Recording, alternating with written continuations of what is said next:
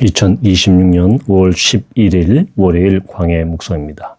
오늘 우리에게 주시는 살아있고 항상 있는 하나님의 말씀은 창세기 40장 1절로 23절입니다. 그 후에 애굽 왕의 술 맡은 자와 떡 굽는 자가 그들의 주인 애굽 왕에게 범죄한지라. 바로가 그 두 관원장 곧 술 맡은 관원장과 떡 굽는 관원장에게 노하여 그들 취니대장의 집 안에 있는 옥에 가두니 곧 요셉이 갇힌 곳이라. 취니대장이 요셉에게 그들을 수종들게 하매 요셉이 그들을 섬겼더라. 그들이 갇힌 지 여러 날이라. 옥에 갇힌 애굽 왕의 술 맡은 자와 떡 굽는 자 두 사람이 하룻밤에 꿈을 꾸니 각기 그 내용이 다르더라. 아침에 요셉이 들어가 보니 그들에게 근심의 빛이 있는지라. 요셉이 그 주인의 집에 자기와 함께 갇힌 바로의 신하들에게 묻되 어찌하여 오늘 당신들의 얼굴에 근심의 빛이 있나이까? 그들이 그에게 이르되 우리가 꿈을 꾸었으나 이를 해석할 자가 없도다. 요셉이 그들에게 이르되 해석은 하나님께 있지 아니하니까 청하건대 내게 이르소서.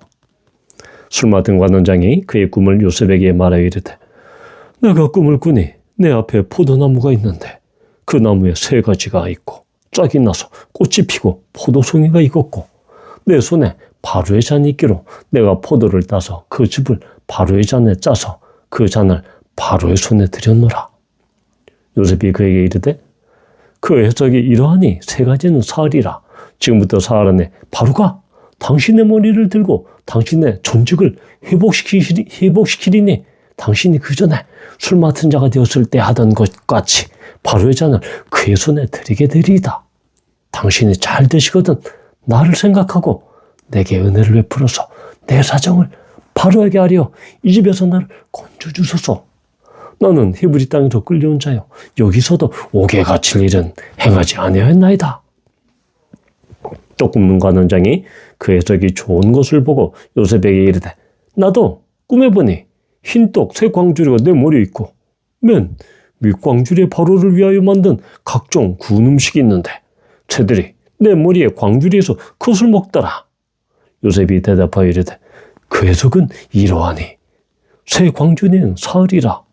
지금부터 사흘 안에 바로가 당신의 머리를 들고 당신을 나무에 달리니 새들이 당신의 고기를 뜯어 먹으리이다 하더니 제3일은 바로의 생일이라. 바로가 그의 모든 신하를 위하여 잔치를 베풀 때 술 맡은 관원장과 떡 굽는 관원장에게 그의 신하들 중에 머리를 들게 하니라. 바로의 술 맡은 관원장은 전적을 회복하며 그가 잔을 바로의 손에 받들어 드렸고 떡 굽는 관원장은 매달리니 요셉이 그들에게 해석함과 같이 되었으나 술 맡은 관원장이 요셉을 기억하지 못하고 그를 잊었더라. 아멘. 이 40장의 이 이야기, 바로 취니대장 집안에 있는 감옥. 아마도 이 감옥은 중범죄자나 아니면 이 정치범들, 고위 정치범들이 수용되는 그러한 이 왕실 감옥이었을 가능성이 많죠. 그래서 이 취니대장은 바로를 경호하는 그런 경호대장일 뿐만 아니라 또한 왕실 감옥을 관리하는 관리 책임자의 역할까지 했을 것입니다. 우리는 이 40장의 이 이야기, 아마도 어렸을 때부터 주일학교를 다녔던, 교회 다녔던 그런 분들이라면 이 이야기는 너무나 유명합니다. 즉, 요셉이 이 술 맡은 관원장, 떡 굽는 관원장, 이 두 사람의 꿈을 정말로 기묘하게 해석하는 그 해석의 묘미를 우리는 볼 수 있죠. 그런데 과연 이 이야기가 요셉의 꿈을 해석하는, 해몽하는 그러한 놀라운 기술이나 놀라운 그런 해석 능력, 그곳에 있는가? 라고 우리는 한 번 더 질문해 봐야 하죠. 왜냐하면 지금 요셉의 상황은 어떤 상황입니까? 요셉은 바로 이 보디발, 바로의 친위대장인 이 보디발에게 그의 집에 종으로 팔려왔습니다. 그런데 하나님께서 요셉과 함께 하시고 그러함으로 말미암아 요셉이 그 주인의 은혜를 입어서 가정 총무로 발탁하죠. 그래서 보디발이 자기의 모든 소유를 그에게 맡깁니다.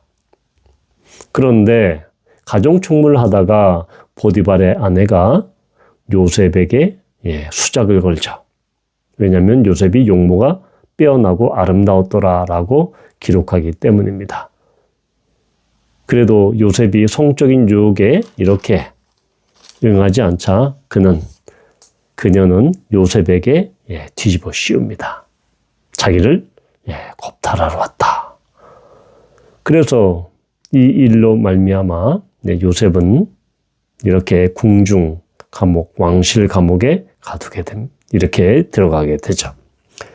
그런데 왕실 감옥에 있어서도 이때 아마 요셉의 나이가 꿈을 해석해 주었던 그 나이가 28살이었습니다. 그런데 요셉은 이 왕실 감옥, 친위대장이 집안에 있는 이 감옥, 여기에서도 역시 간수장을 도와서 감옥 총무, 가정 총무에서 이제 감옥 총무로 이렇게 일을 하게 되죠.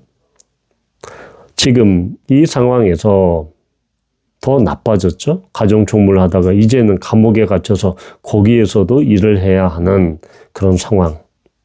그런 상황이라면 어느 누구도 그런 상황이 나빠졌고 이 감옥에서 자기가 언제 모함을 받아서 자기가 하지 않는 일을 가지고 이렇게 억울하게 옥살이를 하고 있으니 그가 이 감옥 총무로서 또한 그 할 맛이 나겠습니까? 할 그러한 마음이 나겠습니까? 당연히 나지 않았겠죠. 그런데 우리는 요셉이 어떠한 일을 했느냐? 요셉은 이렇게 그 상황이 더 나빠지고 그의 환경이 더 나빠지고 악화되었음에도 불구하고 그는 친위대장이 시킨 즉 2명의 전직 고위 관료를 케어하는 섬기는 그 일에 최선을 다합니다. 그냥 건성건성 일하지 않고 바로 그들의 근심에 찬 그 낯빛을 파악하고 그것을 물어볼 정도로 그는 자기 연민에 자기 고통에 빠지지 않았다라는 것입니다. 이 사실이 중요하죠. 왜냐하면 요셉은 하나님이 함께 하시고 그리고 여호와께서 요셉을 범사에 형통하게 하셨다. 그건 이미 앞에 39장에서 나와 있습니다. 39장 21절에 보면 여호와께서 요셉과 함께 하시고 그에게 인자를 더하사 간수장에게 은혜를 받게 하셨다. 하나님께서 요셉과 함께 하셨습니다. 그리고 여호와께서 범사에 형통하게 하셨습니다. 그렇기 때문에 요셉은 하나님과 함께 하신 하나님이 그와 함께 하신 것을 경험했기 때문에 그 감옥에서도 그는 낙심하지 않고 절망하지 않고 그의 삶을 포기하지 않고 오히려 더 상황은 나빠졌지만 죄악으로 치닫고 있지만 그는 결코 낙심하거나 좌절하지 않았다.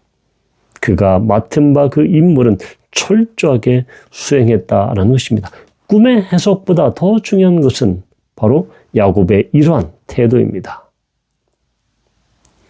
또한 우리는 이 40장에서 가장 중요한 핵심이 된 그 포인트는 14절과 15절에 있습니다. 즉 바로 이렇게 이 술 맡은 관원장의 꿈을 해석해 주면서 어떻게 부탁을 합니까? 나는 히브리 사람으로 여기 옥에 갇힐 일을 행하지 않았습니다. 그렇기 때문에 바로 나가거든. 당신이 잘 돼서 나가거든. 나를 이 바로에게 잘 아려서 나를 이 감옥에서 건져내 주십시오. 나를 건져 주십시오. 라고 이렇게 이야기하는 것입니다. 그의 억울함과 그의 사정을 이야기하면서 술 맡은 관원장에게 부탁을 하는 것이죠. 자, 그런데 23절에 보면 어떻게 말씀합니까? 술 맡은 관원장이 요셉을 기억하지 못하고 그를 잊었더라. 그렇게 요셉이 힘을 들여서 정성껏 부탁을 했는데도 불구하고 술 맡은 관원장은 기억하지 못했습니다. 기억하지 않았다는 것이죠. 그럼에도 불구하고 요셉은 자기는 그렇게 억울한 일을 당해도 당장 나가고 싶었지만 그것을 술 맡은 관원장에게도 부탁을 해 보았지만 결국은 인간의 연약함으로 말미암아 그 술 맡은 관원장은 기억조차 하지 못했습니다. 바로 우리는 여기에서 인간의 어떠한 그런 인간 관계를 통해서 아니면 인간의 어떠한 힘을 통해서 그것을 통해서 인위적으로 어떠한 일을 해결하려고 했던 그것이 결국 하나님의 뜻과는 상치된다. 그것과는 대립이 된다라는 것입니다. 결국 요셉은 2년 동안 더 감옥에 있죠. 그리고 나서 30세에 총리가 됩니다. 요셉은 당장 이 감옥에서 나가는 것이 그의 바람이었고 소망이었습니다. 그러나 하나님의 계획은 2년을 더 그 감옥에서 섬기면서 보고 배우는 것입니다. 감옥에 있어서 이 감옥의 총무로서 역할을 하지만 그 히브리 노예인 요셉이 어떻게 유대의 애굽의 최고위 관료, 술 맡은 관원장은 술에 이 독이 들었는지 안 들었는지 그것을 검사하고 그것을 관리하는 그러한 직책, 최고의 직책이죠. 그러면서 왕에게 터놓고 이야기할 수 있는 그런 거의 비서실장 격입니다. 어떻게 노예가 일국의 당시 강대국인 이 이집트의 그 비서실장 격인 그 사람 그리고 떡 맡은 관원장 최고의 관료들을 이렇게 상대할 수 있겠는가? 그들을 직접 그들의 얘기를 들을 수 있겠는가? 이것은 하나님께서 감옥에서 버려놓은 정치 학교입니다. 요셉은 그들을 통해서 애굽의 이 왕실 정치 그리고 정치 체제 또한 신하와 바로의 역학관계 왕실의 생리 이런 모든 정치 시스템을 그 안에서 보고 배우는 놀라운 일이었습니다. 놀랍지 않습니까? 하나님은 감옥이라는 곳에서 최고의 이집트 관리를 만나게 하심으로 말미암아 거기서 요셉으로 하여금 정치 학습을 하게 하셨다. 결국 그는 이 정치 학습을 통해서 이 왕실 감옥에서의 정치 학습, 경제 정책 학습, 무상으로 그것도 감옥에 있으면서 비록 부자유스럽고 힘든 감옥 생활이었지만 그에게는 이 시간이 결코 나중에 뒤돌아봤을 때 이 시간이 결코 헛된 시간이 아니었다라는 것입니다. 하느님께서 이 감옥의 시간을 정말 총리가 되기 위한 그러한 실전 훈련장으로, 실전 학교로 하나님께서는 사용하셨다라는 것입니다. 따라서 하나님께서는 우리에게 어떠한 어려움을 주실 때, 어떠한 고난 가운데 있게 하실 때 분명한 목적이 있는 것입니다. 하나님은 일부러 그런 아무런 생각 없이 우리에게 고난을 허락하시지 않습니다. 물론 그 고난이, 그 고통이 우리의 잘못으로 인해서 그렇게 되는 경우도 있습니다. 그러나 대부분의 경우 하나님께서는 그 고난을 허락하신 그 목적은 우리가 보지 못하는, 우리가 알지 못하는 그거 놀라운 일을 준비하는 그러한 훈련의 연단의 기간이다라는 것입니다.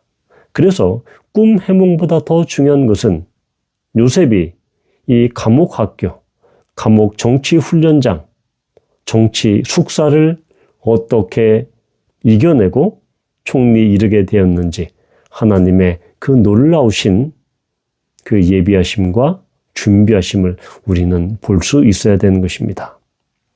우리 가운데는 어려움과 고통 가운데 있는 그런 분들이 분명히 있을 것입니다. 지금 이 성경의 이야기를 통해서 그런 분이 있다고 하면 우리는 요셉처럼 절망하고 낙심하거나 포기하지 않고 요셉처럼 정말로衷심으로 그 자리에서 최선을 다하되 하나님께서 맡겨주신 그 현장에서 더 그 일을 통해서 하나님께서 분명히 준비시켜 주실 것이다.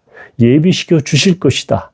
라는 그 믿음을 갖고 회복시키시고 또 놀랍게 일을 행하시는 그 놀라운 하나님, 감옥에서도 일을 하시는 그 하나님을 우리는 바라보고 또한 그렇게 회복될 그 날들을 우리는 소망해야 하는 것입니다.